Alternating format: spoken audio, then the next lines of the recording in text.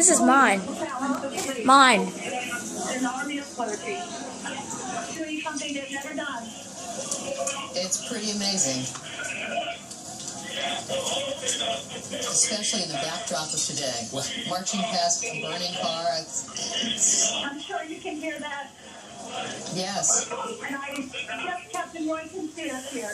Yes, he We're can. headed right across Fulton, stepping over a lot of destruction, glass in our way. And this is one committed group.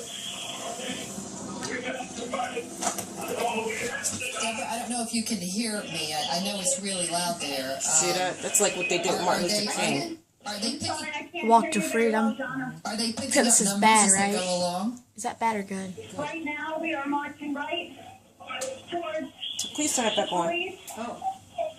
Crossing Fulton. Thank you.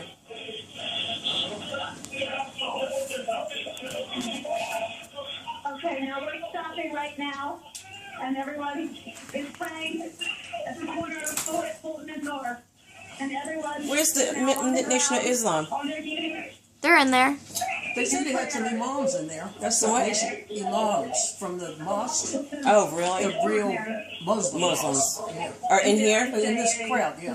But where's the ones, the And it is a Burkhart brothers? military moment, They Deborah, might be indeed. still in the Just- neighborhood trying to It's a beautiful thing, protect the isn't it? cell phone store. It really is. So we talked Very earlier, moving. Deborah, we talked earlier about There, it's yeah. one thing to hold a press conference and call for peaceful Right, protests and what yeah. have you, but the most effective way, as we've seen the clergy do for the past week, the Nation of Islam do for the past week, to put themselves out Yes, there in front between protesters who wanted to get violent and Oh, law with the enforcement black to wrapping. try to keep things calm, Shroud. keep things respected, Is that what it's keep called? the focus on justice for Freddie Gray and getting answers. And tonight, as I talked to Reverend Carter earlier, he said, got look, we're going rabbis to take in it back there. to the streets. Look at the big guy. We can't just do it through press conferences on a microphone. We got to go back to the streets, and that's what we're going to do tonight. And you can see them doing it right now. I want you to know also. There's two of them. Two. Is leading this as He's well. got a jacket. That's disrespectful. Get down on your knees like everybody. Actually, I can tell you right now that it looks like some of the people who perhaps have participated in some of the destruction are now joining the members of clergy with their arms up in the air, and there does seem to be a real sense of unity. You can sit down. that is developing here. Oh, good, good. Standing behind Congressman Cummings. There's Cummings walking around. And it seems to be holding right now. It's an amazing sight, isn't it? To get this number of people together, it's extraordinary. Okay. It takes a death and looting to do I'm gonna this. move over here just to get out of the way of a couple cars. But it seems to be working. Right now we are standing and looking at what is hundreds of police in protective gear.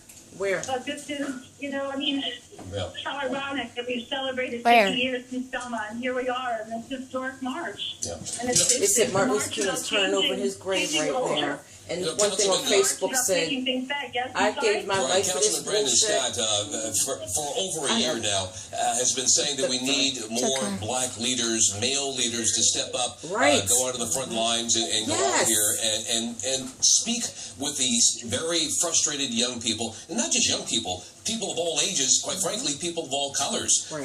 frustrated about what they perceive as an unfair what is the system, 100 black men? whether it be Oh, socioeconomic, right. whether it be racial, And the Masons, but they have to take it to the streets. Right. And here's a perfect example of how And the going to the streets, fraternities, going to the front lines exactly. is perhaps the most effective way to reach disenfranchised The people. UMBC campus group law students didn't, we saw more of them than Yeah, we we also saw have them the other a- night. There's a guy on a bike.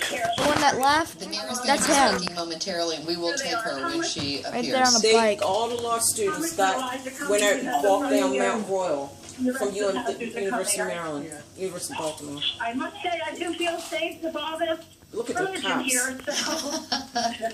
I'm sure you do. All those SWAT. All right, can I get this piece of So right now, they're standing this by throwing bottles and rocks, and nobody is throwing anything right now. They're approaching the police, and the officers are smiling. They look grateful to have this Good. moment. Backups. Yeah. And now they are turning around here. Hold on, let me see what's happening. Where are we going? Hey, Deborah, we will be taking the mayor when she appears, and it could be any moment, so we'll just let you know. Okay, absolutely. Yeah. Absolutely. Perhaps you're simply explaining to police that What's they're this there to good help stuff? defuse the situation, not add to it.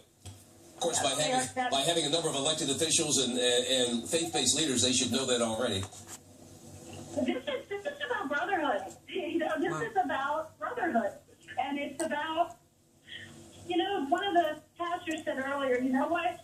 Maybe we're guilty of rhetoric over these years, and maybe we're guilty of not reaching out to young people enough. Yes. But this is reaching out to young people on their turf, on their street. Right. And I have to say, nobody's throwing anything right now.